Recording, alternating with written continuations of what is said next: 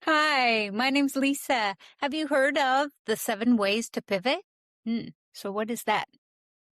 So I am the founder of the Elephant Method podcast, and I'm so happy to share with you the Elephant Method.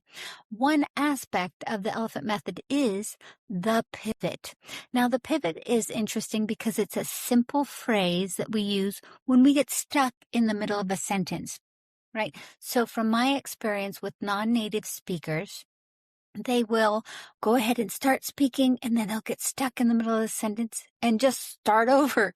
And that's very confusing for a native speaker. It's like, what are they doing? You're almost going, I don't know what they're talking about because it seems like they're rambling.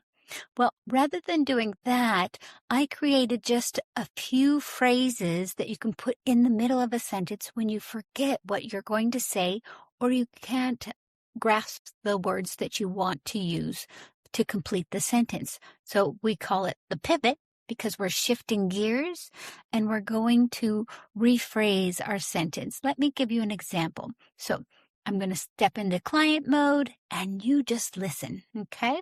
The first phrase I'm going to say is, let me rephrase that. So here we go.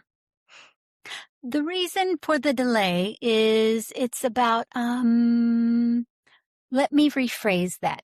The shipping department is behind in scheduling, so that caused the delay. Okay, can you see the benefit of that little phrase? Let me rephrase that. I get started and I'm thinking, the reason is, and then my mind goes blank. So I'm going to use this phrase. Let me go on to phrase number 2, which is, well, in other words. So step into my role. Well, we need to make some, the process more, in other words, we need to make it faster so that the client gets the product quicker. Okay, very entertaining, huh? Much easier to follow when we're using all the filler words. It takes a lot of mental energy for us to listen to what somebody's saying. Let's go on to number 3. Let me put it another way. Okay, here we go.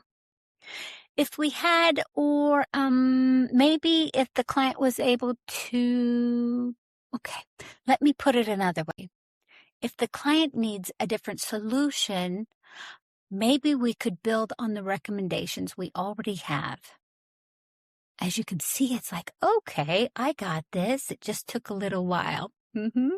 Okay, now we're going to drop down to number 4, and we're going to use let me be more specific. Okay, again, this is we interrupt the sentence so that we can start over. There are some things about, what we discussed. Let me be more specific. I'm worried about the budget for the 3rd quarter. If we don't make some changes, we're going to way overspend. Okay, now you have some authority, and that's what we're looking for. We want to make sure that those lost sentences, you don't stop and start over. You create a space using the pivot. Okay, let's keep going on to number 5. Let me start over. And I'm going to step into my role. I think with the strategy is, I'm not really sure, but let me start over. The thing here is the current plan isn't working, so we have to go back to the drawing board. And what that phrase means, back to the drawing board, is go back to the beginning, right? And so let me start over. It's a wonderful phrase. Okay, we're going to drop down to number 6.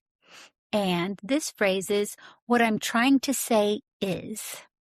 What I'm trying to say is. So when we look at the data and we see the numbers, the people are, what I'm trying to say is that we don't have enough inventory to meet the increasing sales.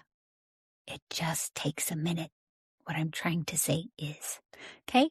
And number 7, the last and final one is, okay, let me try again. It's not a weakness to say, I need a do-over. And so that's what we want to explain. You're not showing vulnerability, you're showing power. So step into my role. The system is, it's been doing this. let me try again. The software needs an update because it keeps causing the system to freeze.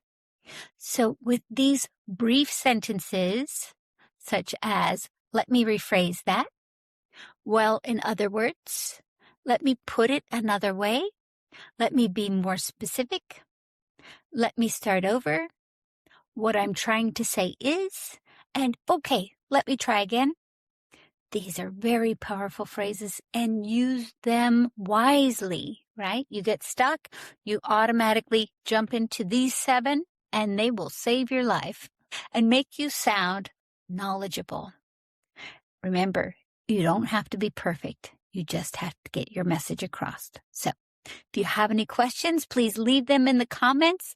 Also, tell me which one of these phrases you are most likely to use. All right, I'll see you next time. Bye.